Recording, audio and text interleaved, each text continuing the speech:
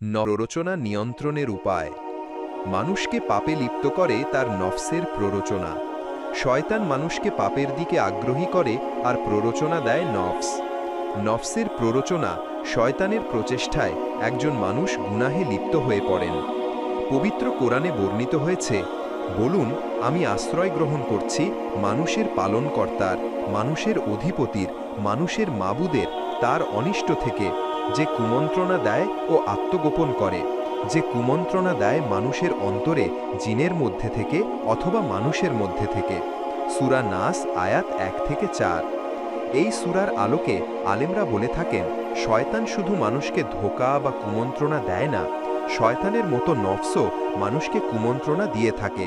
আর এ কারণেই রাসূলুল্লাহ সাল্লাল্লাহু আলাইহি ওয়াসাল্লাম আপন নফসের অনিষ্ট থেকেও আশ্রয় প্রার্থনা শিক্ষা দিয়েছেন।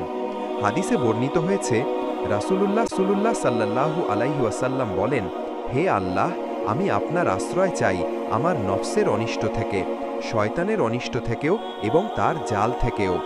আবু দাউদ হাদিস 5067, তিরমিজি হাদিস 3392, মুসনাদে আহমদ হাদিস 19।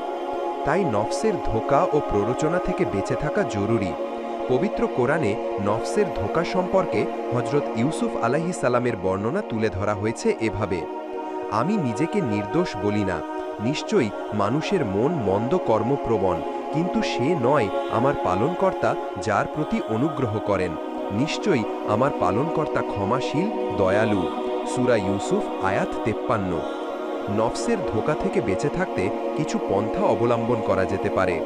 1. বেশি বেশি ইস্তেগফার পাঠ। নফসের ধোঁকা থেকে বেঁচে থাকতে বেশি বেশি ইস্তেগফার পাঠ ও আল্লাহর কাছে সাহায্য চাইতে হবে। পবিত্র কোরআনে বর্ণিত হয়েছে, তারা কখনো কেন অশ্লীল কাজ করে ফেললে কিংবা কোন মন্দ কাজে জড়িত হয়ে নিজের উপর জুলুম করে ফেললে আল্লাহকে স্মরণ করে এবং নিজের পাপের জন্য ক্ষমা প্রার্থনা করে। আল্লাহ ছাড়া আর কে পাপ ক্ষমা করবেন?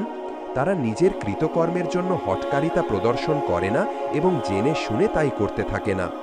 তাদেরই জন্য প্রতিদান হল তাদের পালনকর্তার ক্ষমা ও জান্নাত, যার তলদেশে প্রবাহিত হচ্ছে প্রস্রবণ, যেখানে তারা থাকবে অনন্তকাল।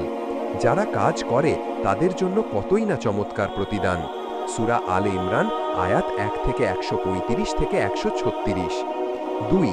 ভালো মানুষের সাহচর্য গ্রহণ।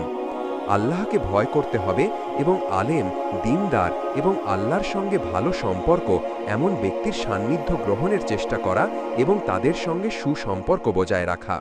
ভালো মানুষের সাহচর্য গুনাহ থেকে মুক্ত থাকতে সহায়ক হবে। পবিত্র কোরআনে বলা হয়েছে, হে ঈমানদারগণ, আল্লাহকে ভয় করো এবং সত্যবাদীদের সাথে থাকো। সূরা তওবা আয়াত 119। 3. আল্লাহর স্মরণ। আল্লাহ তাআলাকে সব সময় স্মরণ করতে হবে এবং মনে রাখতে হবে তিনি প্রতি মুহূর্তে আমাকে দেখছেন, আমার সব কাজে হিসাব নেবেন।